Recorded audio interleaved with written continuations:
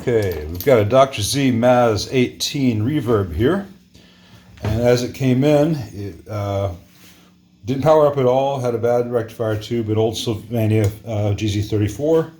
Took that out, put in a JJ I had laying around. We have power, and the power faded out. These generic EL84s, one of them was just beginning to short, a slow short, so not blowing a fuse, just draining all the B+. This is not factory here, this capacitor against this resistor here. This resistor is the cathode resistor for the output tubes. And I measured that, and right now with 120 volts coming out of the wall, these tubes are idling at almost 17 watts. So that resistor is going to get changed. I'm going to change out this capacitor as well, because this resistor gets very warm and that capacitor is right up against it, and that capacitor is probably nuked. And these are really ugly solder joints. I repeat, this is not factory. Dr. Z, I have issues with, but they know how to do factory solder joints. One of the things that Dr. Z does is they have one screen resistor that serves both tubes. I think it's a little under wattage as a result. Looks a little discolored. Given the physical layout, I'm not going to give them individual screen grid resistors, which would be my preference, but I will upgrade this resistor. It shouldn't be that dark. That's not the main issue we have. The main issue this amp has, besides the fact it had several old Kodak CV4004 preamp tubes that were microphonic as could be, is when I first turned the volume up, I heard that. And Dr. Z's do not use toothed washers on the input jacks. So I thought, well, those jacks are loose. And they were. And I tightened them up and that noise disappeared. But then all of a sudden it came back. So it wasn't just that the ground wasn't being made, is that these jacks were loose and there was strain on them. And this wire broke off. So there's no grid reference for V1. So let me pause this and disconnect these, and I'll show you what I'm talking about. Okay, I hope you can see this. Let me get a little pointer. Here are the two grid stopper resistors that are soldered together. And here is the center of the shielded wire going to the tube. And it was just tack soldered, no mechanical support. And because the input jacks were loose, because they did not use tooth washers, the whole thing broke off. I'm going to see if I can do this in such a way to give it some mechanical support before I resolder it, without redoing the whole thing properly. I would prefer to do the whole thing properly, but once you start redoing the whole thing properly in a Dr. Z, it's a long process. By the time you're done, is it a Dr. Z anymore? It's Thesis boat. Thesis boat. Thesis is... That's a hard one to do, the plural on.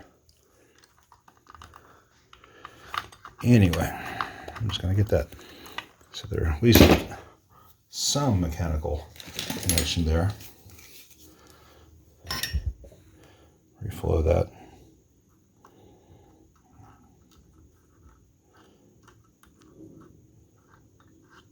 I have no idea why Dr. Z is so allergic to using tooth washers like every other major company. I can get a little bit better on that. Would be nice. You can't just add them to the ones that they have here though, because they use the short bushing switchcraft jacks, even though they have a very thick front panel on these things. So they really should have used the long bushing switchcraft jacks. Let me put this back together and I'll show the after. Okay, now I can bring the input gain up. And that horrible hum is not there. But there's still quite a bit of hum in the amp. And a buzz and a high noise floor. Some of this may be the other old tubes in there. I will find out. Sorry, I had to bend over to pick something up. Let me plug the guitar in and see what the signal's like behind the noise.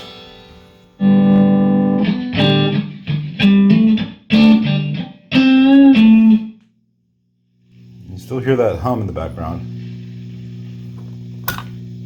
And it's constant, no matter what's happening with the input jack. And that could be a bad ground anywhere else in the amp. Could be these these pots, which are alpha pots, which aren't supposed to take solder, and they got solder on them. Ah, the hum just faded away. Make sure everything hasn't just faded away. Sounds like everything might be fading away.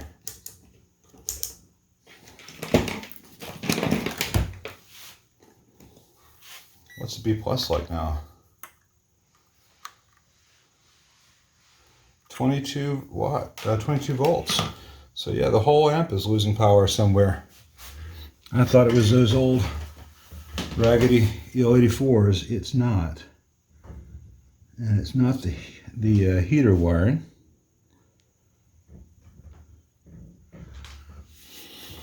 I know I'm not supposed to say anything bad about Dr. Z. I'm supposed to love all this stuff because a guitar player tells me to, etc. But I suspect maybe a problem with the GZ34 rectifier tube socket wiring. And that's underneath this board. And because they used solid core wire for everything with no slack, it's really hard to access that. So I've got to turn things at weird angles and make sure we don't have a bad connection somewhere. And I may need to separate some stages to see if I can isolate where that power loss is happening. Such fun when you have so many things going wrong at once. Okay, the B plus cutting out was because of a bad 12AT7. This is a replacement AT7. The whole thing's microphonic as hell. I'll deal with that later, though I think the hum that you hear is part of this whole issue. We'll get to that. Hear that big hum. It's not a red plating power tube. Watch this.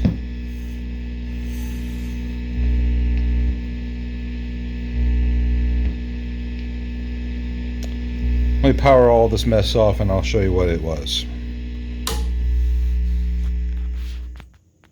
Okay. I've disconnected the reverb send in an attempt to find where the last of the hum was coming from. I did discover that every single tube this amp came in with was not just bad, but really, really bad. You know, freaking microphonic 12AT7, that's relatively rare. The remaining issue is caused by someone's replacement or modification of the power cable. You can see here, let me get my little pointer. Someone has spliced the primary wires from the power cable and they go into this little standoff, which then branch off to the power switch and the lamp. But the ground wire from the power cable is going straight to this ground lug, and this ground lug is tight. All the other grounds on the amp are there. However, I have no continuity from the chassis or that nut to the actual ground in the outlet the amp is plugged into. There's a break in the ground wire of this power cable. And so I need to replace this entire power cable because it's been junked, and I'll redo all that properly and make sure that the ground is actually connected. So this amp needs all new tubes. I've got to undo someone's messed up modification here and the output cathode and get that back to factory level. I'm going to replace that very darkened screen resistor. Replace the power cable for the ground. It's going to need all new tubes, at which point I should be able to reconnect the reverb and then just have a normal level of noise for a MAZ 18 or 30 with reverb. I think they call the big one the 38. Anyway, the reverb circuit in these things is inherently noisy, but not the noise level that you've heard here. And it's got an old Mallory cathode bypass cap here. I can't imagine that's original to the amp, but maybe Dr. Z got a close out on some old stock. The input jack connection is at least good now, so that's one thing less to worry about. So this is going to be fun. I get to call the owner and tell him that his beloved amp had been butchered in the past, and that given that all the old tubes he probably paid way too much for on eBay are absolute junk, he needs all new tubes, he needs a new power cable, he needs some mods undone and to have good solid work done. Hopefully he'll be philosophical about it. Anyway, let's see how this goes.